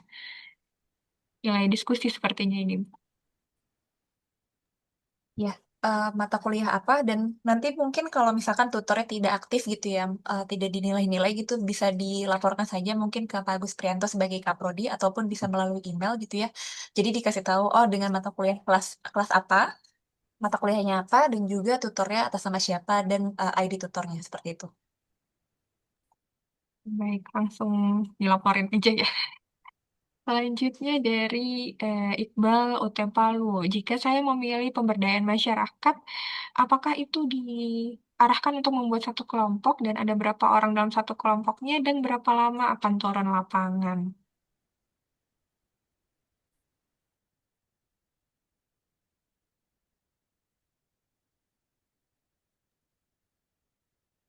Mungkin dari Pak Gus Prianto bisa membantu jawab, Pak, Oke. untuk mata Jadi kuliah pemberdayaan masyarakat ya. mata kuliah pemberdayaan masyarakat kan mata kuliah baru dan dikelola oleh program studi dari FKIP. Ya. Nah, itu nanti silakan teman-teman lihat di eh, pas untuk tutorial registrasi mata kuliah pemberdayaan masyarakat. Nah, keterangannya ada di situ. Ya, jadi apa yang harus dilakukan itu ada panduan dalam mengikuti mata kuliah pemberdayaan masyarakat. Silakan teman-teman baca panduan terkait dengan mata kuliah pemberdayaan masyarakat. Jadi itu memang bentuknya seperti KKN. Nanti kalau seperti itu otomatis akan ada panduannya. Ya, silakan teman-teman baca panduan untuk mata kuliah yang pemberdayaan masyarakat. Baik, mungkin saya bantu ya karena dari MC-nya untuk ada kendala teknis gitu ya. Untuk pertanyaan selanjutnya, izin bertanya, apakah mata kuliah pilihan pada semester selanjutnya ada rekomendasi sebelum memilih mata kuliah tersebut? Mungkin mata kuliah pilihan ini, Pak, yang pemberdayaan masyarakat dan pemasaran jasa ya, mata kuliah pilihan. Apakah ada rekomendasi sebelum memilih mata kuliah tersebut? Jadi untuk mata kuliah pilihan, silakan teman-teman itu kan pilih salah satu, ya. Jadi Anda boleh memilih mata kuliah pemberdayaan masyarakat atau mata kuliah pemasaran jasa. Nah, itu tergantung teman-teman mana yang diminati. Ya, kami tidak ada rekomendasi untuk mensyaratkan teman-teman harus mengikuti pemberdayaan masyarakat atau harus memilih eh, pemasaran jasa. Itu tergantung teman-teman. Ya, silakan kalau memang teman-teman saya butuh apa ilmu tentang pemasaran jasa, ya silakan teman ambil mata kuliah pemasaran jasa. Itu tidak ada Baik, rekomendasi di kami, itu tergantung apa teman-teman minatnya di mana. Ya. berarti sesuai dengan minat dan yang diinginkan ya, Pak ya. Iya. Selanjutnya, oh ini ada pertanyaan direct message ke saya. Jadi pertanyaannya adalah saya mengambil mata kuliah berpraktik, tetapi saya baru tahu kalau ada webnya. Bagaimana ya? Silakan dari Mbak Alia berarti ya, itu silakan Mbak Alia komunikasikan dengan tutornya. Silakan dibuka e-learningnya, kemudian bisa didiskusi dua, berarti sesi dua ya, atau chat langsung lewat e-learning ke tutornya gitu. Bagaimana? Tapi untuk yang mata kuliah berpraktik ini, untuk webnya masih di sesi 4, jadi silakan Mbak Alia komunikasikan dulu dengan tutornya melalui e-learning. Terima kasih Ibu Tia. Selanjutnya ada pertanyaan dari Mbak Windy. Izin bertanya Bapak, kalau misalkan kita tidak ikut magang dan belum bekerja, apakah untuk penelitiannya nanti kita bisa tentukan sendiri yang kita mau meneliti di mana dan tidak terpacu oleh suatu instansi? Jadi untuk penelitian itu terserah kepada teman-teman lokasinya mau di mana, itu boleh mau di tempat UKM atau di tempat instansi itu boleh, silakan pilih yang memudahkan teman-teman untuk akses ke situ. Tidak ada kewajiban harus ke perusahaan, tidak ada kewajiban itu. Yang penting teman-teman mudah aksesnya kemana, Oke, itu baik. ya. Ini cari yang memudahkan saja gitu ya.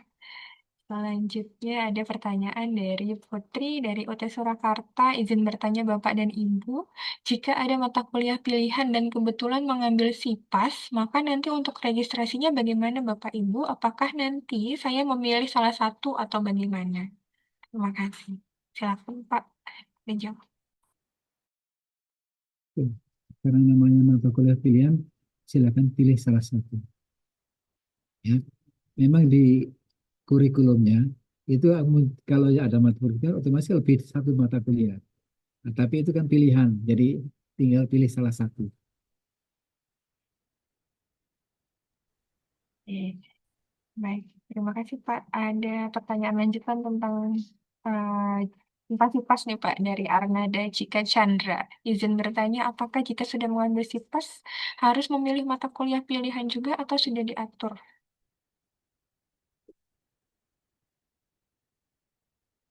Untuk SIPAS itu kan biasanya eh, mata kuliahnya muncul yang ada di semester itu. Nah, kalau untuk yang mata kuliah pilihan, silakan teman-teman untuk milih salah satu, menentukan untuk milih salah satu. Ya. Bu Nuveni ada di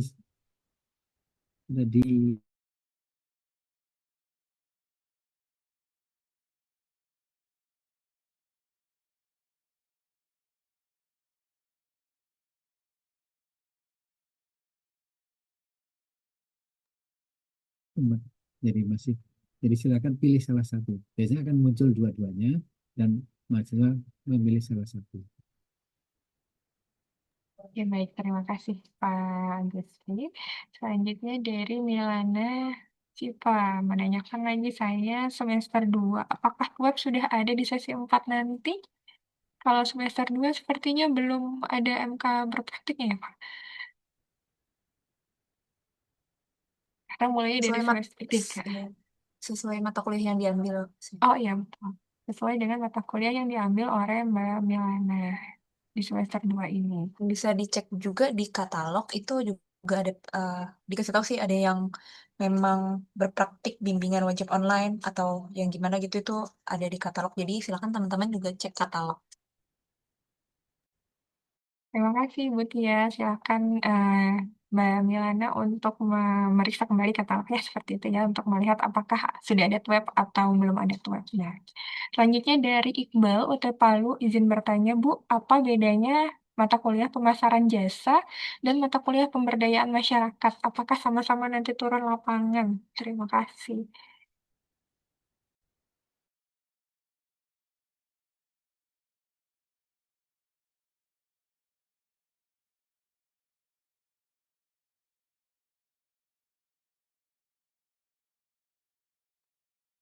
Nah, barangkali Pak Agus Fri. Ya. Ya, jadi kalau untuk mata kuliah pemasaran jasa itu kan mata kuliah biasa ya. Jadi itu seperti ada metode tutorial. Kalau untuk pemasaran jasa, untuk yang pemberdayaan masyarakat, silakan teman-teman lihat di katalog, kemudian lihat keterangan di panduan. Ada panduan untuk ketika registrasi mata kuliah eh, pemberdayaan masyarakat, karena itu sifatnya turun lapangan, pasti akan ada panduan, buku panduannya.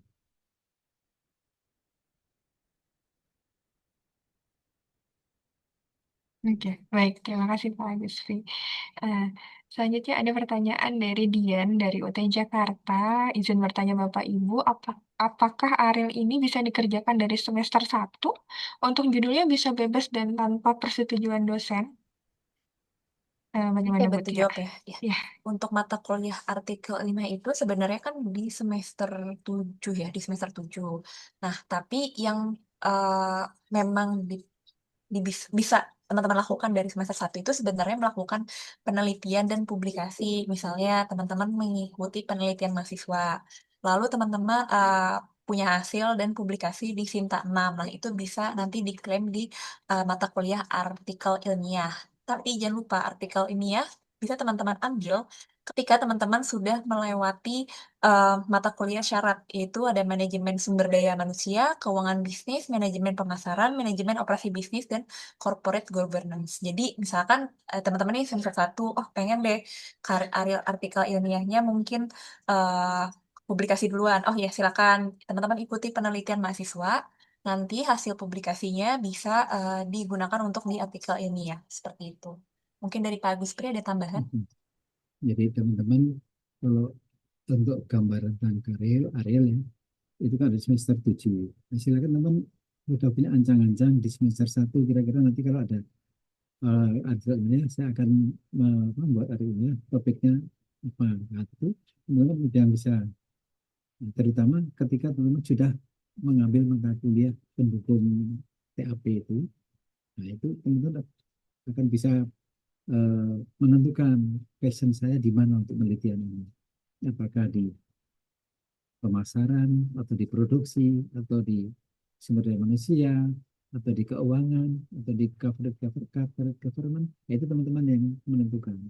Ya, jadi tidak ada penentuan dari pembimbing. Jadi untuk judul dan isi itu tergantung pada atau diceritakan pada mahasiswa. Pembimbing hanya mengarahkan apa yang akan ditulis oleh mahasiswa. Pembimbing tidak akan memaksa Anda judulnya seperti ini atau topiknya ini, tidak. Tapi untuk topik itu mahasiswa yang memilih sendiri. Jadi sebaiknya kalau untuk Ariel ya, setelah mengikuti mata kuliah pendukung itu, nanti teman baru akan tahu kira-kira passion saya di mana. Saya lebih tertarik di mana setelah mengambil mata kuliah tersebut. Baik, terima kasih Pak Agustin dan Bu Tia. Selanjutnya pertanyaan dari Tia UT Bogor, izin bertanya untuk UKT TAPS sistemnya apakah seperti UTM atau UO ya? Dan bentuknya apakah pilihan ganda atau esai? Silakan Pak Agustin. Kalau untuk TAPS UKT ya, itu kan mata kuliahnya merupakan tugas akhir ya. Jadi itu untuk mengetahui sudah seberapa jauh Anda itu menguasai ilmu administrasi bisnis.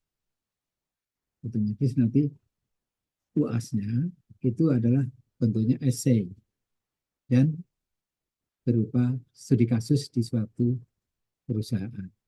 Ya, jadi studi kasus, nanti teman-teman harus bisa identifikasi masalahnya apa. Ya, ketika menemukan masalah, kemudian untuk permasalahan itu ada apa? Identifikasi ini termasuk di mata kuliah apa, harus bisa seperti itu. Dan setelah mengidentifikasi masalah, teman-teman harus bisa menentukan teorinya apa dan memberikan analisis. Ya. Nilainya itu ada di analisis itu. Ada kasus ini, menurut teori apa, ini sebaiknya seperti apa. Itu rekomendasinya itu yang akan teman-teman akan dinilai, itu rekomendasi dari hasil kasus itu. Jadi pertama teman-teman harus bisa identifikasi permasalahan, terus klasifikasikan ini mata kuliah, kalau permasalahan ini ada di mata kuliah apa. Ya. Makanya kalau teman belum mengambil mata kuliah pendukung akan tidak bisa mengerjakan TAP atau UKT. Ya, karena ini basicnya itu ya mata kuliah pendukung itu. Kalau belum mengambil itu, teman-teman tidak akan bisa melakukan analisis terkait kasus dan memberikan rekomendasi juga akan kesulitan. Yang jelas essay nanti bentuknya, bukan pilihan ganda. Baik, terima kasih Pak Agustin. Selanjutnya ada pertanyaan dari Adi Kriswanto semester 4. Bapak Ibu izin konfirmasi pada LKAM saya ada mata kuliah dengan mata kuliah pilihan seperti pemasaran jasa, pemberdayaan masyarakat, manajemen rantai pasokan, ujian komprehensif tertulis, artikel ilmiah, dan perilaku organisasi. Apakah dengan demikian saya bisa hanya memilih artikel ilmiah saja? Terima kasih. Jadi untuk mata kuliah pilihan itu sesuai pasangannya, ya. Kalau untuk UKT, TAP itu kan ada dua mata kuliah. TAPS ada dua, UKT atau artikel ilmiah. Sementara yang kedua ada pilihan antara pemberdayaan masyarakat dan pemasaran jasa. Otomatis pilih salah satu dari kedua mata kuliah itu. Jadi pilih mata kuliah pilihan itu ada pasangan-pasangan dua mata kuliah, nah itu untuk dipilih salah satu. Ketika di semester itu ada 3 mata kuliah pilihan, otomatis ada 3 mata kuliah yang harus diambil, tapi pilih salah satu dari dua pilihan alternatif yang ada di kurikulum. Jadi bukan berarti kalau ada semuanya mata kuliah hanya ambil satu, tidak. Itu ada pasangan TAPS Itu antara artikel ilmiah dengan UKT. Kemudian pemberdayaan masyarakat dengan mata kuliah itu mata apa? Itu pilih salah satu. Ada lagi mata kuliah rantai pemasaran rantai masukan. Itu pasangannya dengan apa? Itu pilih salah satu di situ. Jadi bukan berarti dari 6 mata kuliah itu boleh milih salah satu, tidak. Pilih salah satu dari 2 pasangan itu. Baik, Pak. Jadi bukan pilih 1 dari 6 ya, tapi pilih 1 dari masing-masing 2 pasang. Gitu, Pak. Selanjutnya dari Indra Gunawan UT Bandung, izin bertanya Bapak Ibu pada saat melakukan magang, terkait durasinya berapa lama dan apakah ada laporan harian dan hasil selama pemagangan? Silakan Pak Agustin bisa memaparkan. Jadi baik untuk proses magang itu biasanya 3 bulan, yang paling lama 3 bulan. Dan nanti ada panduannya, ya, panduan dalam mengikuti magang. Nah, silakan teman-teman ikuti panduan, ya, jangan sampai mengikuti magang, tapi teman-teman tidak tahu panduannya, itu akan otomatis tidak akan berjalan. Jadi ketika teman-teman mengambil mata kuliah atau mengikuti magang, ikuti persyaratan dulu. Persyaratannya apa untuk magang? Ya. Ketika persyaratan administrasi sudah terpenuhi, silakan teman-teman untuk registrasi untuk magang.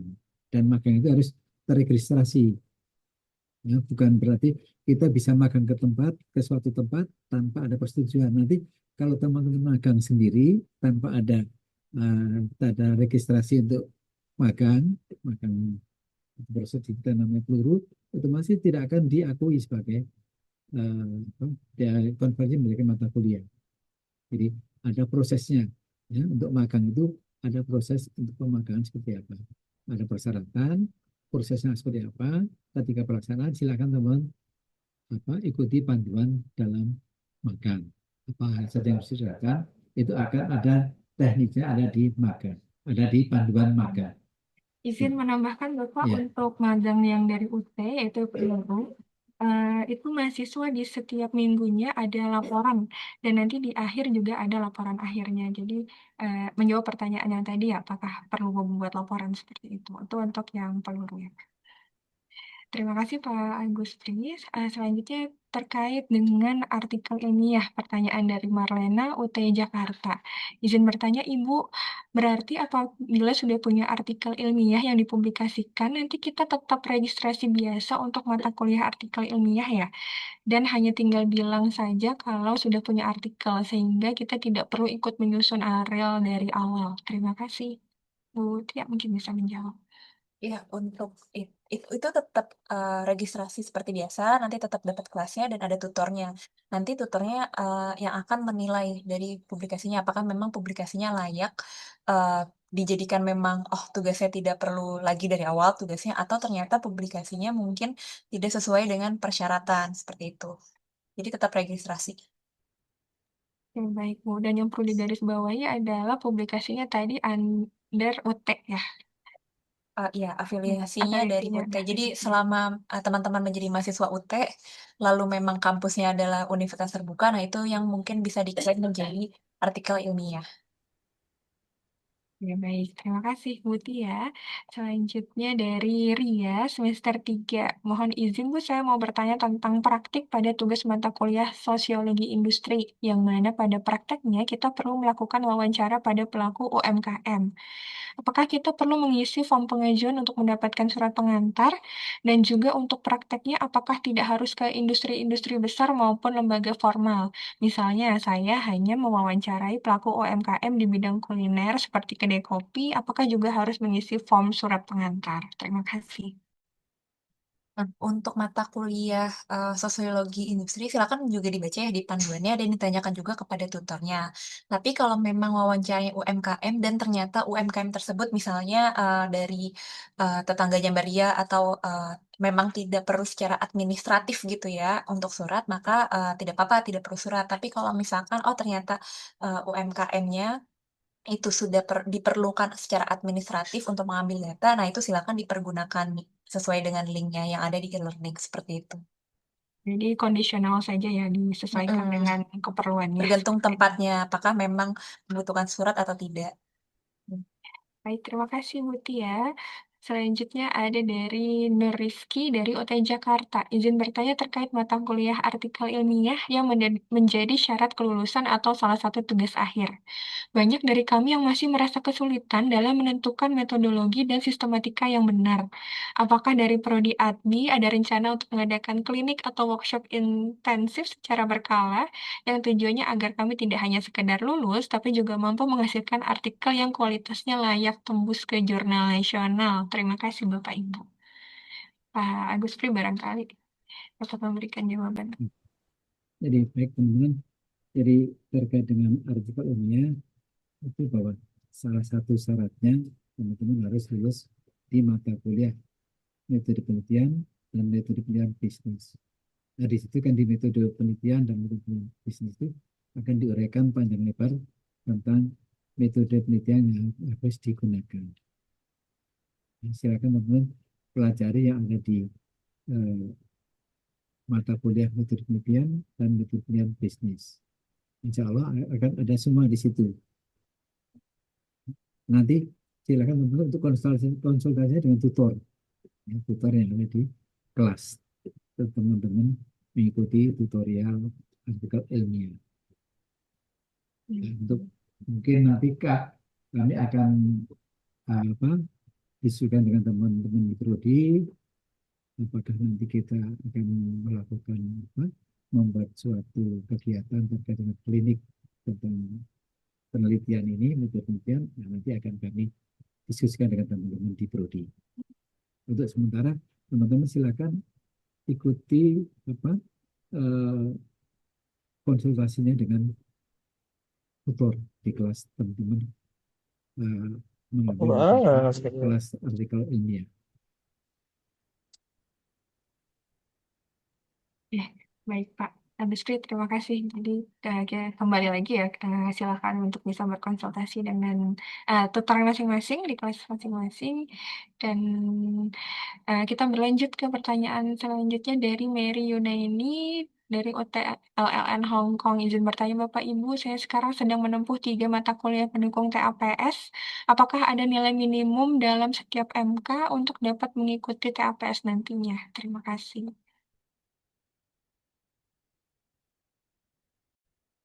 Untuk nilai itu adalah nilainya lulus C, minimal C, teman-teman bisa mengambil tindakan khusus dan bisa untuk mengambil mata kuliah TAPS. Ya. Karena apa? Ini menjadi penting, kan menjadi basic teman-teman dalam mengerjakan TAPS, baik itu artikel ilmiah maupun UKT. Jadi minimal nilai kalau bisa mata kuliah pendukungnya adalah C. Karena C itu adalah lulus. Jadi teman-teman dinyatakan lulus nilai C, bisa mengambil mata kuliah untuk TAPS, UKT terutama. Ya, syukur-syukur teman-teman di mata kuliah pendukung itu nilainya bagus. Perkuat di situ, ya, diperkuat di situ, karena akan menentukan teman-teman dalam ujian di UKT maupun dalam menulis artikel ilmiahnya. Dan syarat yang pertama, kalau teman-teman ingin menulis artikel ilmiah, ya, itu pertama adalah teman-teman menguasai materinya, ya, harus menguasai materi. Materinya itu kan kajiannya adalah kajian administrasi bisnis, ya, di 5 pendukung mata kuliah TAPS. Yang kedua, teman-teman harus tertarik dengan topik yang dituliskan autornya, ya. Yang ketiga, silakan pertimbangkan dalam pengambilan datanya. Kalau memang teman-teman artikel ilmiahnya akan berdasarkan pada penelitian. Jadi teman-teman bisa juga menulis artikel ilmiah berupa literatur review. Ya. Itu. Ya, baik. Terima kasih, Pak. Lanjut ada pertanyaan dari Alicia Adit di semester 6. Bapak Ibu, saya izin bertanya, saya ada 3 mata kuliah yang saat ini menggunakan web, namun ada salah satu tutor yang belum ada di e-learning. Dan yang satu lagi tutor belum ada konfirmasi terkait web ini, nanti koordinasinya melalui grup atau e-learning atau bagaimana? Kira-kira saya bisa lapor kemana atau ada solusi lain yang bisa disarankan? Terima kasih.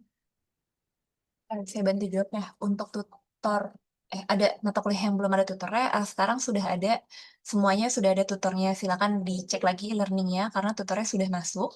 Lalu misalkan, oh tutornya belum ada konfirmasi terkait web, karena, iya betul, karena webnya masih di sesi 4. Jadi kemungkinan tutornya juga akan konfirmasi masalah web itu di sesi 3 gitu ya. Dan misalkan tutornya memang dari sekarang belum aktif, atau mungkin tutornya belum ngasih link atau misalkan di diskusi dan ternyata diskusi 1 dan 2 ini tutornya belum membalas apapun di diskusi gitu ya. Nanti mungkin bisa diinfokan saja itu MK apa, kelas apa, dan juga nama tutornya seperti itu. Terima kasih Bu Tia untuk jawabannya. Semoga bisa membantu teman-teman mahasiswa yang bingung ya ini gimana kok tutornya belum ada padahal mau web gitu.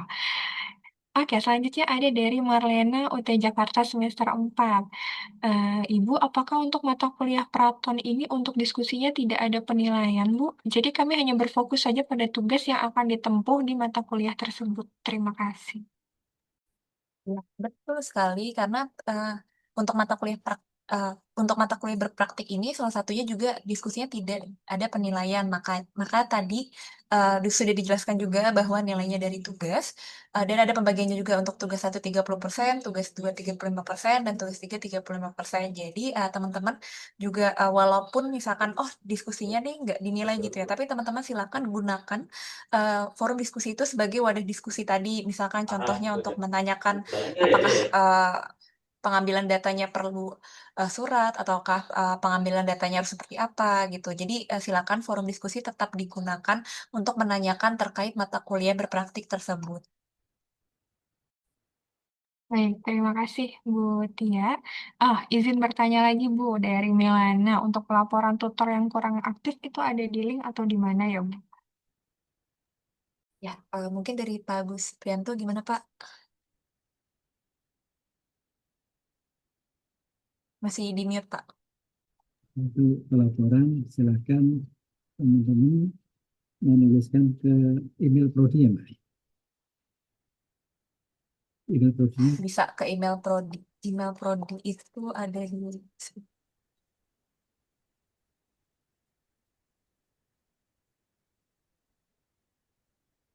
ini.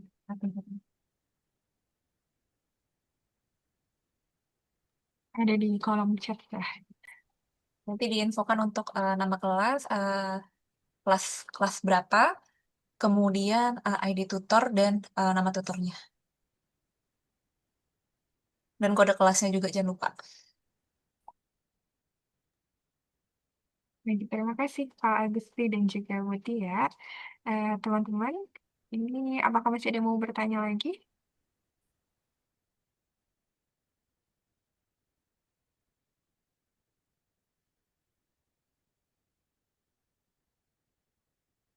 Oke, baik. Jika memang sudah dirasa cukup dan waktu juga sudah menunjukkan pukul 15 waktu Indonesia Barat lewat ya, kami mengucapkan terima kasih kepada eh, pemateri kita pada hari ini ada Ibu Sarah Anistia MAB dan juga Bapak Dr. Agus Prianto MSI selaku Kaprodi yang telah hadir membersamai kita pada siang hari ini. Kami selaku Prodi Ilmu Administrasi Bisnis mengucapkan terima kasih sebesar-besarnya kepada teman-teman mahasiswa yang telah hadir juga dan mengikuti seluruh rangkaian acara. Semoga apa yang disampaikan hari ini dapat memberikan manfaat dan menambah wawasan kita semua. Akhir kata, wassalamualaikum warahmatullahi wabarakatuh. Selamat siang dan terima kasih. Baik, mohon untuk tidak live dulu ya, kita bisa foto bersama, bisa dibuka kameranya masing-masing dengan menggunakan virtual background yang sudah di-share. Dan di kolom chat juga sudah ada daftar hadirnya. Bapak Ibu silahkan diisi, silahkan diisi masing-masing.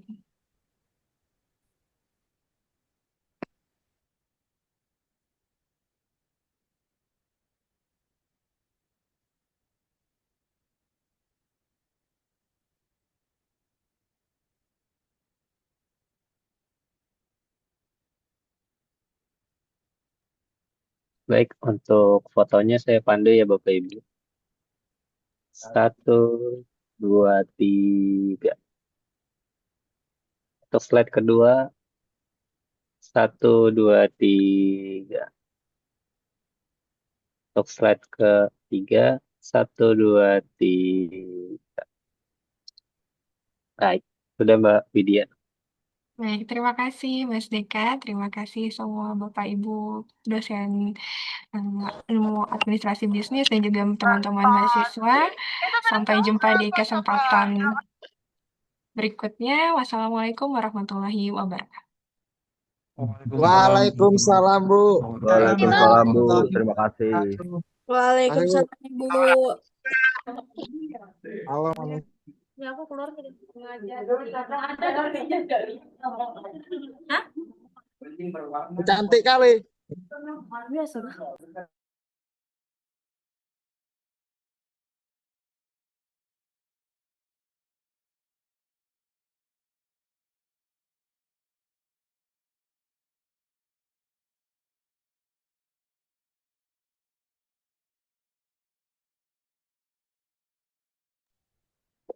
Cantik kali. Gak ada manis. Iya, ganteng. Thank you.